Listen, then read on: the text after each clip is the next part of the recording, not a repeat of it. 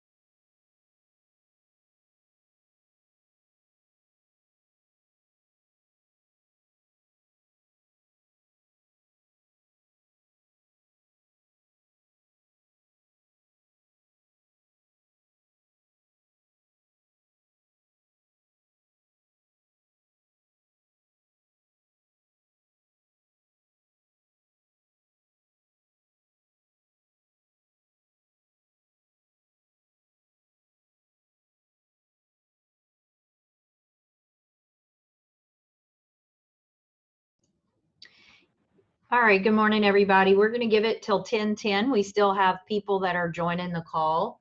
So that in about 2 more minutes, and I'm getting some info that there's still no audio.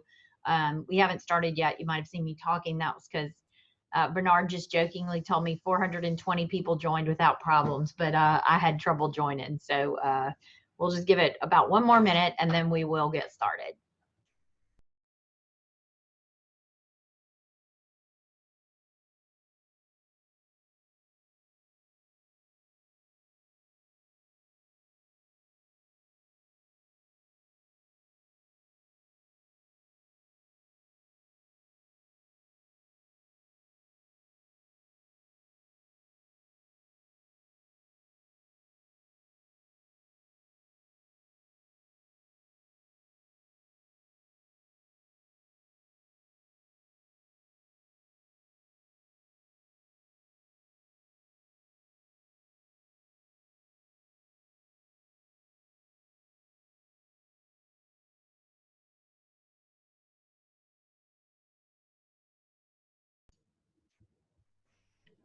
All right, so it's 10:10, so we will go ahead and get started.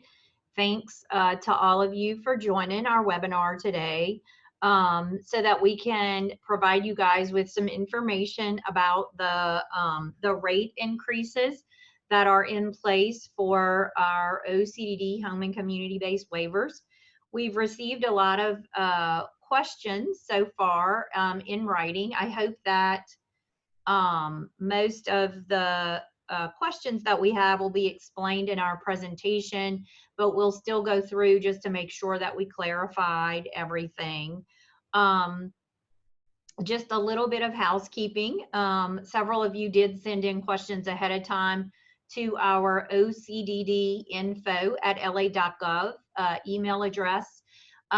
Because of the number of participants, we're not going to be able to open the lines to questions for this particular webinar, but you are still able, if you have questions after the presentation, you can still send them in to OCDDinfo, OCDDinfo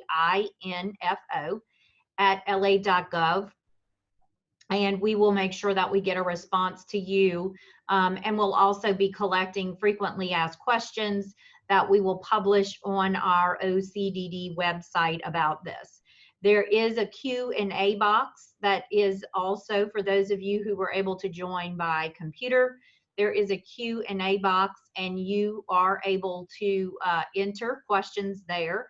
I will encourage folks, we've already got one question in there, and that'll be discussed during the presentation. So, you can feel free to enter them in there, but hopefully we will answer them during the presentation. So you may want to hold off on entering them into the Q&A until we get to the conclusion of the presentation. And then if you still have questions, please do submit them there. We do have a couple of people who are saying that they can't hear anything. and others saying that they do have audio. So, Bernard, do you have any suggestions or things that we could potentially type in for those who are saying that they cannot hear? Unfortunately, no. Only thing I have right now, because I've seen a lot of people that can hear, it may be on their end, so maybe check their computer speakers or try to use the dial-in number that also came with it and try to call in.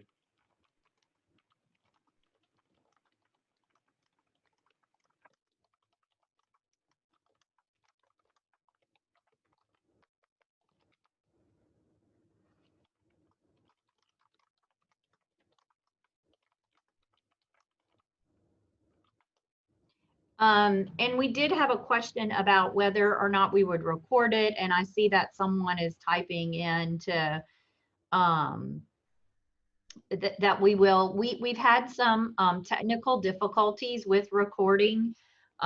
We are trying to record it, and we will attempt to put it on our website, but we have had some difficulty in making that happen if we don't do it through YouTube. And because we had to schedule this pretty quickly, once we saw that there was a lot of questions, we wanted to schedule the webinar. We were not able to connect to the YouTube. So we will try to record and publish it, but I made that promise once before, and then we were not able to make that happen with due to some technology issues. So we will try to do that. Okay, yes, and there is the good, thanks to those folks, because I'm saying this, but if you can't hear me, then you don't know that there are folks that are saying you could potentially dial in to be able to hear. So hopefully folks will be able to see that. And let me turn my volume up just to make sure I'm as loud as possible on my end. Okay, so thanks again for joining us. And to talk about this very important issue of rate increases for our home and community-based waiver services. So want to start off by giving you guys a little bit of background about where the funding came from, and some of the very briefly, some of the meetings that have happened related to this.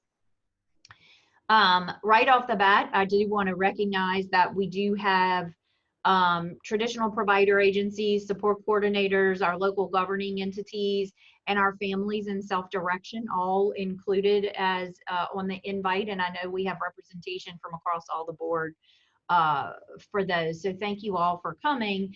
And I do want to make sure folks are aware that the rate increase does apply to both our traditional provider agencies and to our self-direction employees. And we'll explain more details about that as we go along.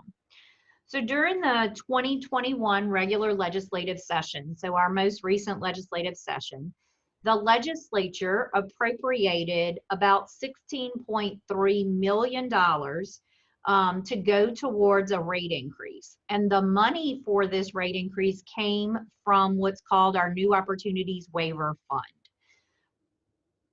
And so they, when you take that 16.3 million from the New Opportunities Waiver Fund, you then add federal match dollars to it. And so that is where we get to our approximately $53 million appropriation. And the language that the legislature used is that they were giving this rate increase to help address the workforce crisis in our OCDD home and community-based waiver services, which does include our Children's Choice Waiver, our Supports Waiver, our Residential Options Waiver, and the New Opportunities Waiver. When you use funds out of that New Opportunities Waiver Fund, it can only be used for OCDD home and community-based waiver services. So the funding from that cannot go to intermediate care facilities. It cannot be used for our waivers in the Office of Aging and Adult Onset, our Community Choices Waiver, or long-term personal care. When money comes out of that NOW fund, it can only be used for our four OCDD waivers. It used to only be able to be used for the New Opportunities Waiver, so that therefore the name New Opportunities Waiver Fund. But they did modify state law a few years back now, so that it can be used in any of our 4 home and community-based waivers. So after the legislative session closed in 2021, we had several meetings with legislators and with stakeholders so that we could discuss how the money would be given to providers, and then how the department would ensure that the funds were spent appropriately. There are committees called the Joint Medicaid Oversight Committee and the Joint Legislative Committee on Budget. Those are all streamed through the legislative website, which is legis.la.gov. If any of you are interested in seeing any of those, there are archived videos of those. And there has been a lot of discussion during those meetings and a lot of testimony given about how the funds should be used. And as I said, how the department would ensure that the funds were used appropriately. And many legislators testified that the rate increase should go directly to the direct support worker. But there was also an understanding that there are some associated costs to the provider that go along with that rate increase. And so as a result, we had the emergency rule that was published that sets the minimum direct care wage floor of $9 per hour. And the rate increase will then help providers be able to meet the floor. Again, the funding for this comes from the New Opportunities Waiver Fund. So we've had a lot of questions about why we say that it is a temporary rate increase. And the reason that we use the word temporary rate increase is because the funding comes from that New Opportunities Waiver Fund. And so the rate increase would only be in place as long as there is funding in that New Opportunities Waiver Fund to cover the cost. We are looking, LDH is looking for longer term mechanisms so that we put this money in what we call our base budget. And that means that we would then have the state general fund dollars that we need in our Medicaid budget to continue this long term. And once that is done, the rate increase would no longer be considered temporary, and it would remain in place unless there are budget reductions made. So we do know that, and we have had a commitment from our undersecretary in the department, Ruth Johnson, to ask for the funding for this to be in our base Medicaid budget. In order for that to happen, we will have to have the okay from the commissioner to include it in the governor, and the governor to include it in the governor's executive budget. And then we will have to go through the legislative process to be able to continue it beyond this fiscal year. So there are funds available for this rate increase to be in effect from October 1st through June 30th of 2022. And then we will be asking during the executive budget or looking for other means to be able to continue this rate increase for beyond that period of time so that it does become longer term and not just for this fiscal year. And we will have to look at all funding mechanisms to be able to make that happen. So to clarify, all of the funds have been accounted for this state fiscal year, meaning that the $16 million that was appropriated will be used for a rate increase for all of the identified services on the memo that you guys received. So we have had some question about whether or not other services should be included in the rate increase, but we do not have any additional funding. So we were appropriated that $53 million. And based on that, we looked at all of the services that we typically include as a part of what we call direct services, or those services provided by a direct support worker. And we came up with the $2.50 based on the total amount that we had allocated. Any additional services, we don't have additional funding for. So the full $16 million out of the NOW fund will be spent this year on the services that we have identified. And so some folks have asked where the $9 per hour wage floor came from. So I'll try to explain that. I am someone who doesn't do math well, so I've had to have people explain this to me. So I'm trying to explain it for those of you guys who may be like me and don't get math all that great. But the $9 an hour was derived because we do have, once we determined that with the 53 million total dollars we have, we could afford to give a $2.50 per hour, or what equates to a $2.50 per hour rate increase. We looked at what is 70% of the $2.50, because during legislative testimony, there was a request that at least 70% of the funds go directly to the direct support worker. So if you take 70% of that $2.50, that's $1.75 per hour. And if you take $1.75 and add it to current minimum wage, which is $7.25, that $7.25 plus the $1.75, which is 70% of the $2.50, comes to $9 an hour. So that is how we set that $9 an hour. And then there is the understanding that the other 30% of that $2.50 could then be used for what we call associated cost to the provider related to that rate increase. There's also associated cost if you're in self-direction through the fiscal intermediary, that the fiscal intermediary then would need to consider as well. So those other associated costs are a variety of things and depend on the situation. So but we do know that there are other associated costs. So that is why there was that 30% allowance for those associated costs.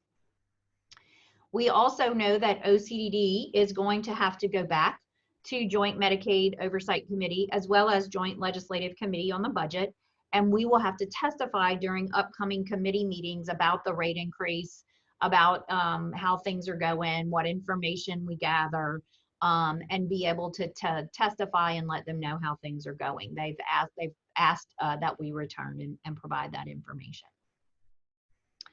So where does that lead us now? Where that leaves us now is that based on the current rule and the information and the rate information that we have available, that effective October 1st, all services that are provided by a direct support worker in the 4 OCDD waivers, Children's Choice, Supports Waiver, Residential Options, and New Opportunities Waiver, all services that are provided by a direct support worker and those that are included on the Excel spreadsheet that all of you should have received with the memo will have an increase, and the value of the hourly increase will equate to $2.50 per hour rate increase.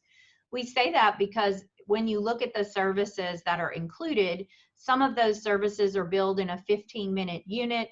So the rate increase is based on the 15-minute unit, not the hour. Some of them are per diem services. Some of our vocational and day habilitation services that are included are per diem.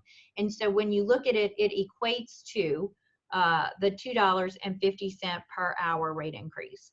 I do see some folks are saying they didn't get the spreadsheet, so we will make sure, it may already have been done, but I'll make sure with my staff that we have the memo as well as the Excel spreadsheet on our OCDD website by the end of the day today.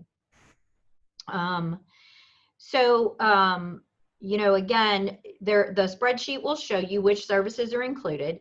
In general, it's the services provided in-home by a frontline direct support worker, and employment and day program services that are provided by your frontline direct support workers. Those are the ones that we typically have included as our direct support services. And again, along with the rate increase, and because the rate increase will begin October 1st, there is an expectation that all workers will be paid a minimum of $9 per hour beginning October 1st when the new rates are available. We do understand that the rate increase will affect the expenditure caps that are in place for children's choice waiver and the residential options waiver. So we have increased the caps. The budget caps have been increased for both of these waivers, and the dollar amounts of those are included in the memo. So we did get some questions because we added the increase in the expenditure caps just for children's choice and residential options waiver. Those similar caps are not in place in the new opportunities waiver or supports waiver. So that's why they didn't have a table in the same way that the children's choice and the road did that explained how those expenditure caps are increasing. So for traditional providers, beginning October 1st, you should bill at the higher rate that is included in the spreadsheet. We are working to make sure that we have the billing software updated with the hopes that will immediately be reimbursed. However, if there is any delay, you will receive a retroactive payment for the full amount once the update is completed, which will not be an extended period of time. And you are still required to pay the minimum direct care wage floor of $9 per hour effective October 1st, because you will receive reimbursement for that increase. For folks that are in self-direction, we do know that Acumen and Morning Sun, if there are any workers in self-direction that are being paid below the $9 per hour rate of pay, then Acumen and Morning Sun will be automatically increasing the rate of pay for those workers to $9 per hour to be able to meet the floor. If you would like to give your workers an increase, if they are at the max, or if you want to adjust and give them a higher rate, then you need to reach out to your fiscal intermediary, Morning Sun or Acumen, and talk with them. They will share with you the appropriate paperwork that needs to be completed, what needs to be done. They can tell you what that maximum amount that you're able to increase to is, based on the other associated costs that have to come out. So again, you will be, for those that are in self-direction, you will be in compliance because the fiscal intermediary will ensure that we bump anyone who's not making $9 an hour up. And if you want to then reimburse your worker at a higher rate, reach out to them so that the appropriate paperwork can be completed through their normal process for providing an increase in the rate of pay for those workers. Also want to share that there is a requirement that we conduct an audit to ensure compliance with the direct care wage floor. So OCDD will be establishing processes for this audit, and we will share the details with all of our provider agencies once we have that process completed. At a minimum, OCDD is going to be requesting payroll records from before the rate increase and after the rate increase period, so that we can complete a comparison of the rates and to ensure that the rate of pay for all direct support workers is the minimum of $9 per hour. The specific requirement is that the provider increase the pay for workers to $9 an hour.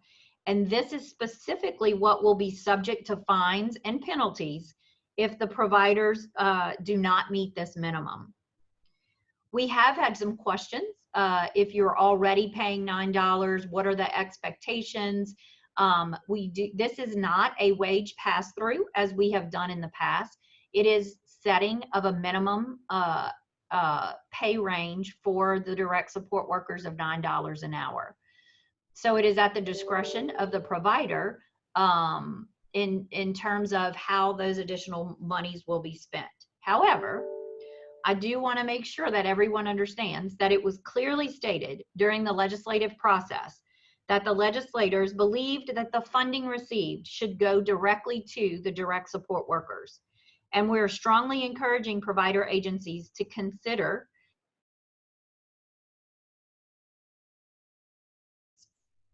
we do understand that there may be impacts related to overtime.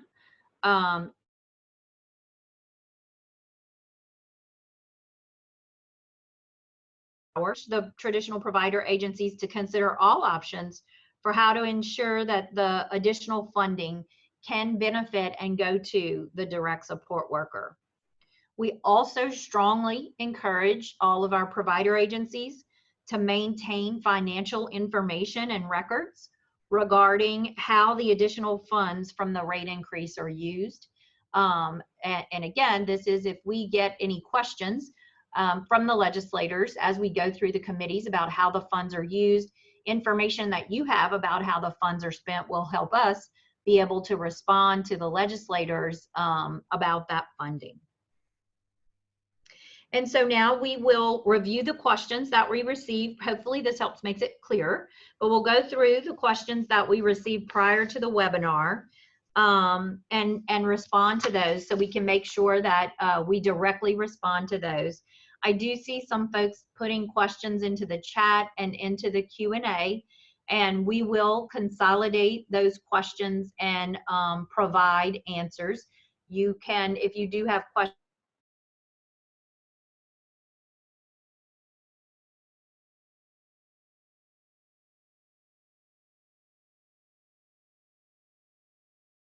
on back, we will put all of these questions into a frequently asked question and answer and include them on our OCDD website. All right, so going through the questions now. Oh, and I'm sorry, that you may also continue to email those questions to ocddinfo@la.gov. If you send them directly to that email, then we will have your email and be able to respond back to you to your email with the answer to the question. Okay. Oh, and Bernard is saying, please use the Q&A feature to ask the questions instead of the chat. That will help us make sure that we have them all documented. So the first question, is there a document with a breakdown of the rate for each service? If so, can it be sent out to providers? All of the providers should have received it. We typically send all of our memos and communications out through lasers or lessers with SRI. And so whoever receives that information for the provider agencies, please have them check. I've also shared the document with some of our stakeholder groups. But as I stated earlier, we will make sure we put that on our OCDD webpage so that everyone has access to it, to that information. Will the rates increase automatically through SRI?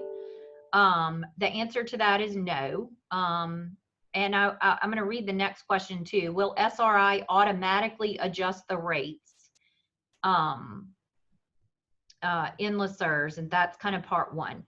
So again, the Excel spreadsheet shows what the new billing rate is and what you should bill for.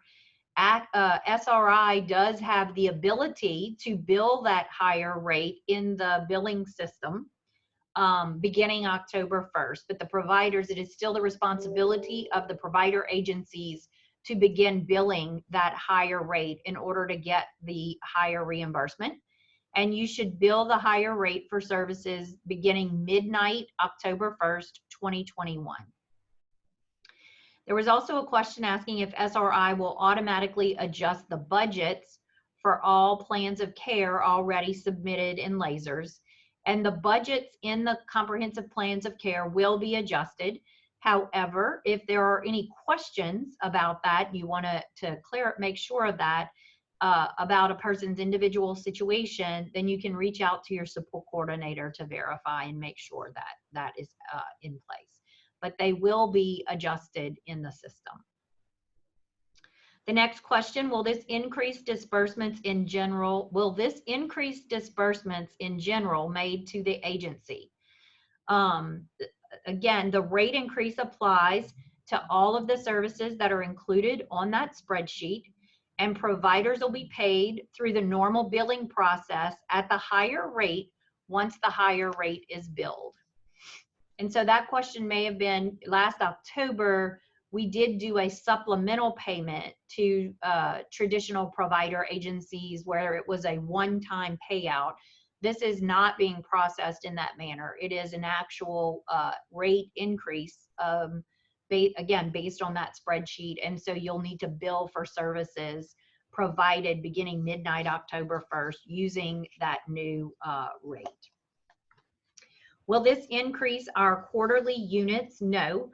The rule will increase the rate on the identified services paid in the quarterly hour units, but it will not have an impact to the units themselves.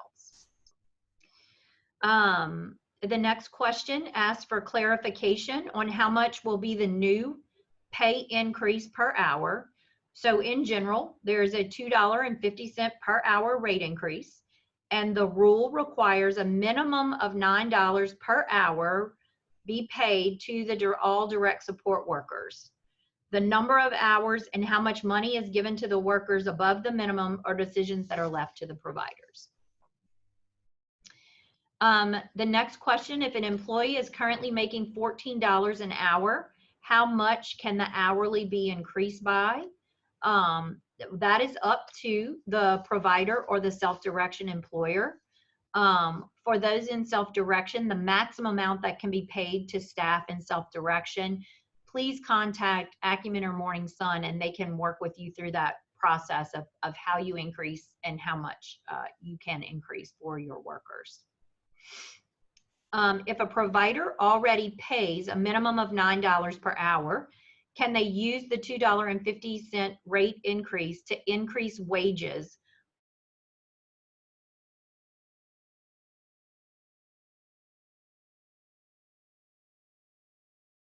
the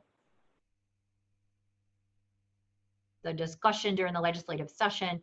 That would be what would be encouraged, that we look at least a large portion of the money going directly to the direct support worker.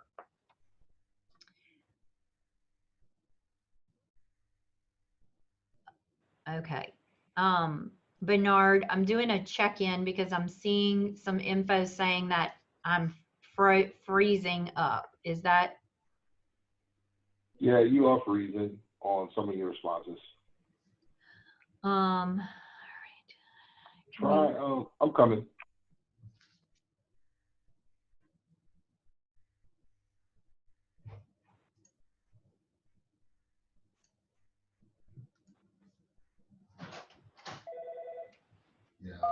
There are 20. Did it do it through the whole thing or just now? Including you. You are joining your conference as a participant. For a menu of available commands, press *#. Your connection is now in listen-only mode.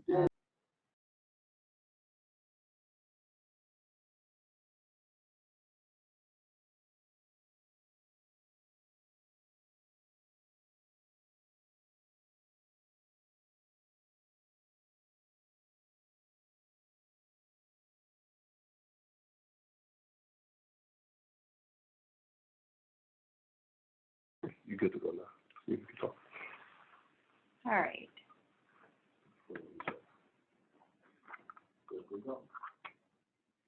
Hello, this is a check just to see if folks can hear me now.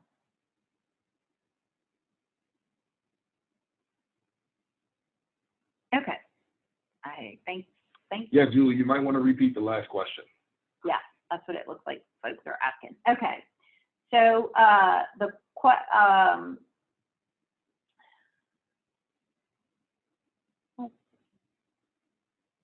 okay, so if a provider already pays a minimum of $9 per hour, can they use the $2.50 rate increase to increase wages above the $9 per hour floor? The simple answer to that is yes. I think I went on to say that during the legislative session, the legislators did ask that the money, go to the direct support workers to help with recruitment and retention and retaining qualified staff. And so we do understand that might be through a wage floor, or there might be other mechanisms to get it to the direct support staff. But yes, absolutely, the additional funds that are available through the rate increase can be used to increase wages above the $9 per hour. What we will be auditing for is the $9 per hour floor. And so the next few questions, I'm assuming the next, we received 3 or 4 or 5 questions that are related to transportation and SIL. And there is questions about, please explain the purpose of SIL visit if it's not considered to be a direct service. What is the definition of a direct service? Does this relate to its value to the individual or its need to support the individual? Does quality matter, or does it have any value? And then there were also questions about transportation is a direct service. It should have been included in the rate and the floor placed at $8.50. Please explain the expectation of providers with ensuring individuals are transported from one destination to another. If it's not a direct service, is it a needed service or is it optional? So we traditionally have a set of services that we consider to be direct support services. All of those are included on the spreadsheet that you guys received. And historically, in the past, SIL and transportation, for a variety of reasons, were not included as part of that direct support service. We hear the comments and the feedback from you guys, and we can consider that, you know, in the future as we look at direct care services. However, as I mentioned during the summary of information that I provided, we based the $2.50 per hour increase on the $53 million that we had available to us. If we were to add any other services to that mix, that would then reduce the rate that we would be able to increase, and it would not be the full $2.50 per hour. It would be something less than that. And at this point, all of the rules, all of the rate increase, everything has been set. So we would have to start over again if we included those. So we are not able to include them at this time. The expectations for SIL and transportation are what is included in the manual, and it is a little bit different for each of the 4 waivers. So I encourage folks to, you know, review the waiver application for what the requirements are. If you have any questions specifically, we can answer them about what's included in the waiver application. But at this time, the SIL and the transportation service have not been included, and we are not able to go back and retroactively add them. But again, as we look at changes or things we're able to do in the future, we will take that into consideration. We are always looking for ways to improve quality. We are always in our office looking for ways to help have better outcomes for the people supported. And so I don't want to say that quality was not considered, because we always look to do that in any of our service delivery systems and processes that we put into place. However, for the purposes of this rate increase alone, the consideration for the rate increase was developing what amount of an increase could be available based on the funding present. And the discussions then led to the minimum wage, setting of a minimum, not a minimum wage, but setting of a minimum direct care floor for payment. And so it's not that quality wasn't considered, but during the audit and during the expectations, it doesn't change anything specific to the quality of services.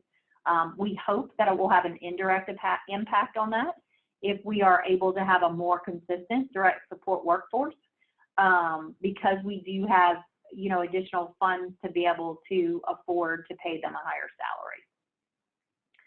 salary. The next question is, how long will the caregiver be able to continue to work with the individual? And so that doesn't directly relate to the rate increase, but to clarify, we did, through our Appendix K, put in an exception or flexibility to allow family members to be paid caregivers. Those family members, we've always been able to have some family members that were paid caregivers, but there were some exclusions. So during COVID, under Appendix K, those exclusions, some of those exclusions were removed to allow family members to be paid caregivers.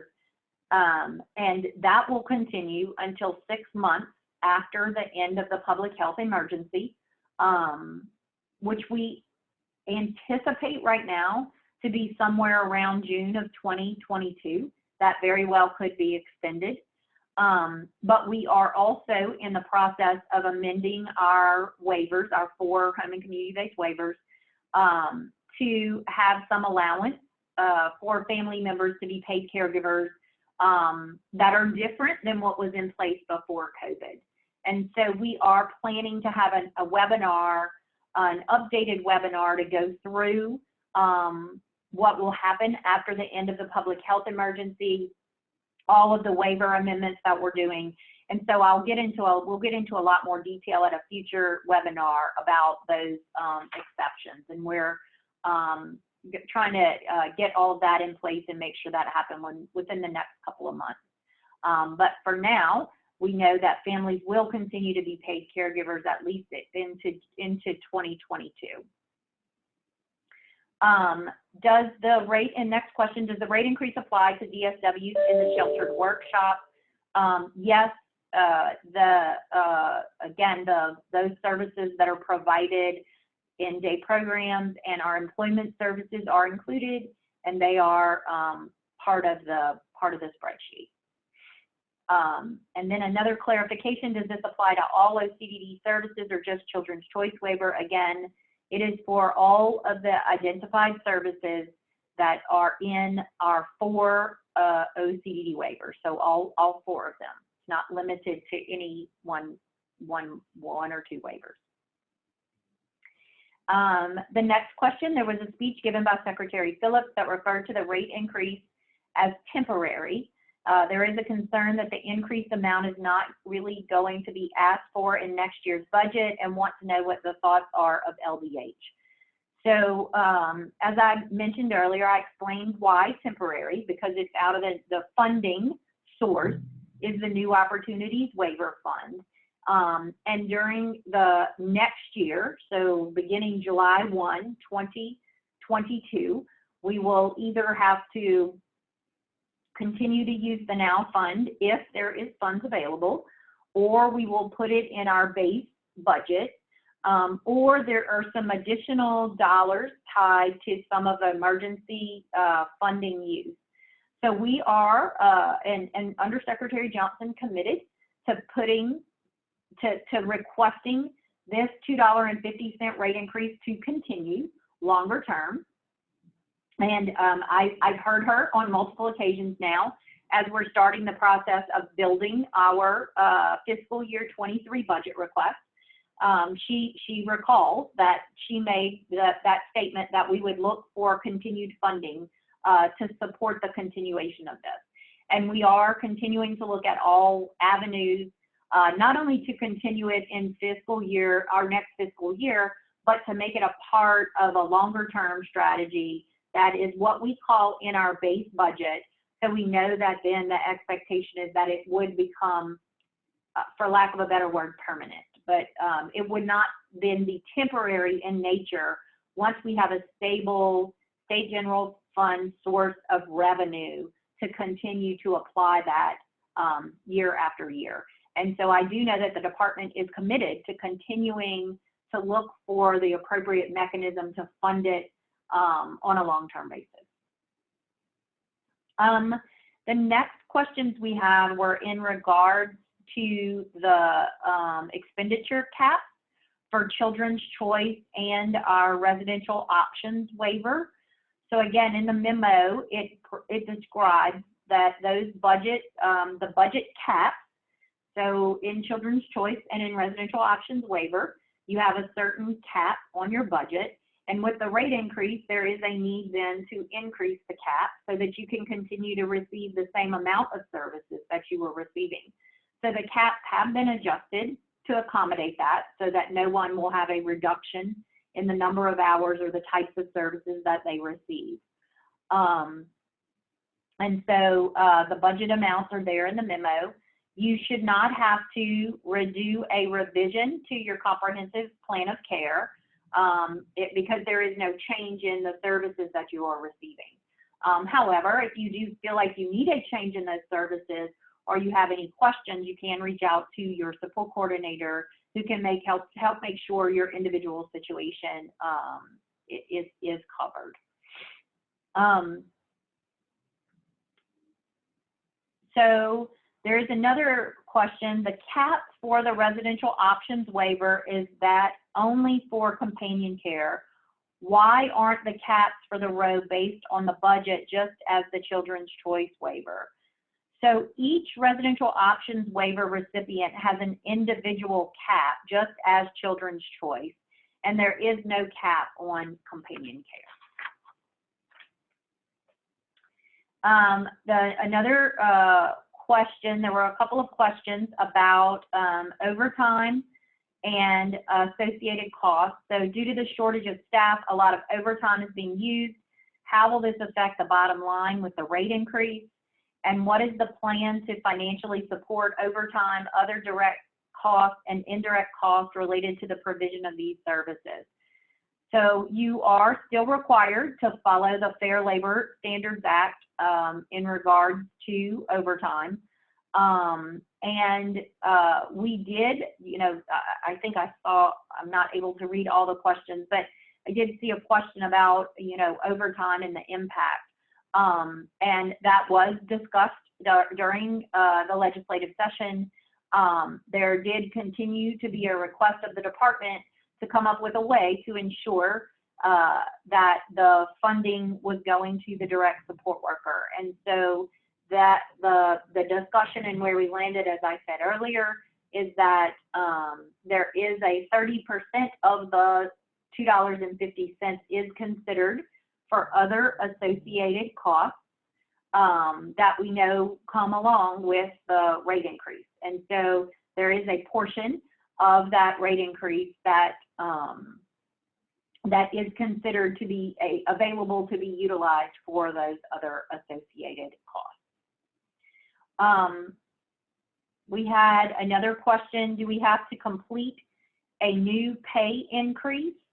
And so if you are a traditional provider agency, yes, you need to make sure that you are verifying that all of your workers are being paid the $9 per hour effective October the 1st.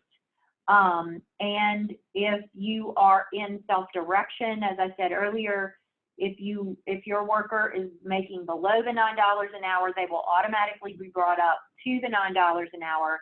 And if you would like to see them paid at a higher rate, then you'll work with Acumen or Morning Sun to be able to identify and complete the appropriate paperwork to be able to make that happen. There is another question, will OCDD require compliance for the wage floor starting on October the 1st? This is a Friday and in the middle of a pay period for most organizations. Providers were also given less than 2 weeks notice of the wage floor requirement with a memo going out on 9/21. Will OCDD consider having October 4th as the beginning compliance date for the wage floor? So we didn't have that allowance in our emergency rule. And so for that reason, compliance, and I guess I should say, part of the reason for the notice being short is because it took us a while to be able to get the ability to be able to start to do it through an emergency rule. And with emergency rules, there's not always the ability to give a lot of prior notice for certain things. If we would have not done it through an emergency rule, then it would have delayed the implementation of us being able to start the rate increase effective October 1st. And so while we do understand there are some challenges, we also were doing all we could to try to make sure that the rate increase, which had to come along with the requirement for the floor and the requirement for the audit, in order to get it on October 1st, we had to do it through the emergency rule, which did not necessarily give an extended amount of time for the compliance. But we are not able to extend that because it's already stated in emergency rule. And to modify that would mean we would have to pull the emergency rule, which would mean we would not be able to do the rate increase starting October 1st. And there will be the ability to bill the higher rate on the 1st. And so therefore compliance needs to begin on that date. What is the expected timeline to increase the DSP floor to the rate of $9 an hour, midnight of October 1st, 2021? And will the rates be retroactive to the beginning of the fiscal year? And the answer to that is no, because we had to, again, have the requirement of that floor. And so that means that they were not able to start before October 1st. And we're not able to retroactively do that because we couldn't require that $9 per hour floor retroactively, since no one would have known that would have been in place. The next question is, what will this include long-term care? I'm assuming that means long-term care, personal LTPCS. And so this particular rate increase only includes the 4 OCDD waivers: New Opportunities Waiver, Residential Options Waiver, Supports Waiver, and Children's Choice Waiver. Again, because the funding comes from the New Opportunities Waiver Fund, it can only be used for those OCDD waivers. During the legislative session, initially the rate increase was also for our intermediate care facilities, as well as our OAAS waivers, our Children's Community Choices Waiver, and long-term personal care services. However, they recognize that because the source of funding was that New Opportunities Waiver Fund, it can't be used for increases in those areas. However, consideration is being given at the department level for rate increases for those other services, as we know that they're impacted. And again, we're looking for, in the same way I mentioned, we're looking for funding sources to continue this increase long term. We're also looking for appropriate funding mechanisms to be able to increase some of those, provide increases in some of those other services.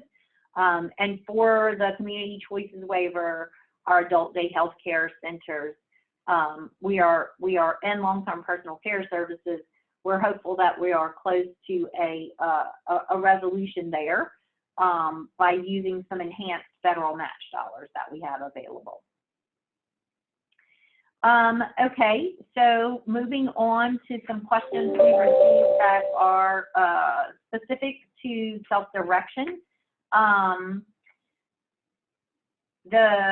We have a question that the new rules came out and don't mention self-direction, and that there is a client asking about it. So there's not a specific increase to self-direction because self-direction is not a service, but the rate increase, it's an increase to the rate itself. And because we are increasing the rate for individual and family support and community living, I'm going to forget the exact term, because we're increasing the rate for those in-home personal care services that a person receives in our waivers, then those that are under self-direction, the rate increase also applies to self-direction in that you will be able to pay your worker more than the, I think it's $14 an hour maximum that you are able to pay now, because it can be billed at that higher rate. So again, to have the details on where you can, what is the rate you can increase up to, again, please reach out to your fiscal intermediary, Acumen or Morning Fund, and they can work through that process with you. Is the minimum rate for self-direction going to be a flat $9 per hour, or is it slightly off due to the payroll taxes, et cetera, that we pay? The minimum in self-direction is also $9 an hour. Those additional costs that you mentioned, the payroll taxes and whatnot, would be calculated on top of that $9 an hour. So the minimum base rate of pay for that worker is $9 an hour. Will families in self-direction have to complete a new rate sheet if they want to increase their workers' pay? And will a new show me the money sheet for self-direction be distributed so we can see the exact amount? Again, please do work with Acumen and Morning Sun. I know we have some folks from Medicaid on the line here that have been in communication with them because they oversee those contracts, and I'm sure we'll be planning to get you guys some additional information, but I don't have that available for this webinar today.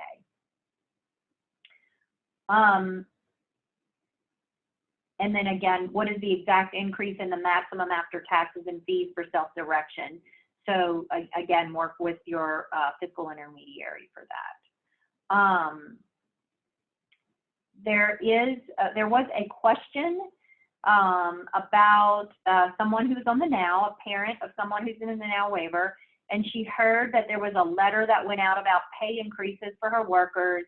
She said she never got the letter, but understand there's a time limit to get it filled out and returned, and she wants to make sure her employees get the pay increase and would like for a callback. So we do not, there's no required timeline to fill anything out for LDH in regard to those folks that are in self-direction, and the self-direction agent should have sent the letter out to all employers, self-direction employers. So please do follow up with them. They may be asking for some additional information if you want a rate increase. So please do please do give your Acumen or Morning Sun a call, and they will be able to call you back and advise you on what needs to happen if you wish to increase your staff's rate of pay. All right, and then yeah, so we've talked about most of those. You know, again, if you would like to adjust the budget specifically, so if you have a request that is outside of increasing the rate of pay for the worker, and if you have a need for more services, and those additional services that you need would then have an impact on your budget, you do need to talk with your support coordinator. Anything that will increase the number or amount of services that you currently have approved in the budget, you'll need to go to the support coordinator to discuss that, and a plan of care would have to be modified if you need those additional hours. So for the rate increase, if it's just the same number of hours, the same services, just looking at the rate increase, those are the things that are going to automatically be done.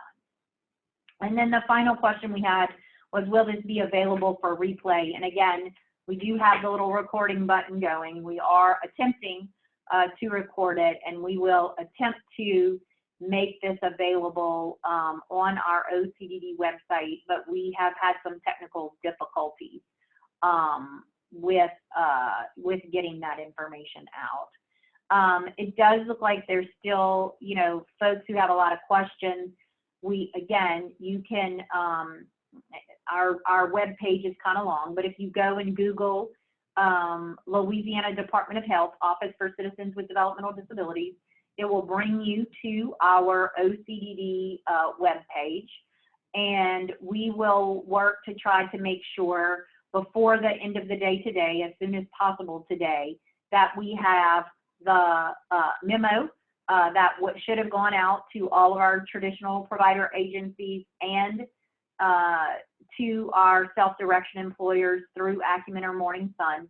So we will have that memo posted, which again really provides the information that I shared today, but it will also give you the specific information on the caps. And we will also work to post the Excel spreadsheet that details in each of the 4 waivers the specific service, what the old rate was, and what the new rate is, so that everybody has that information. The way that we normally get information out is we do not have email addresses for everyone in all of our provider agencies, and so we post through SRI's lasers or lasers, I hear people call it those, portal. And that's the way we always get information out. So if you're a traditional provider agency and you did not receive the information, please do verify or check with whoever typically checks that portal. And if you're a family member in self-direction and did not receive it, then please do check with Acumen or Morning Sun. For the local governing entities and the support coordinators and agencies, we did distribute through our normal email process to you guys. And then anyone else who may be participating and listening in and doesn't have the information, again, please do visit our OCDD website by the end of the day today, and we will work to make sure that that is included there. Okay, so Bernard, anything else in closing? No, we got a good bit of questions. Got about 37. So like Julie said, we'll try to, compile those and group them and post them on the website as well with the other questions that we just went through in the presentation. Yeah, these questions will be, included. We will, as he said, we will add the other questions that we received, clarification questions that we received, to be able to include them. And if you if you're calling in and not able to enter them into the Q&A, then you can always email us at OCDDinfo, that's OCDDinfo @la.gov. And any of those questions will also be included in our frequently asked questions document. So thank you everyone so much for calling in today.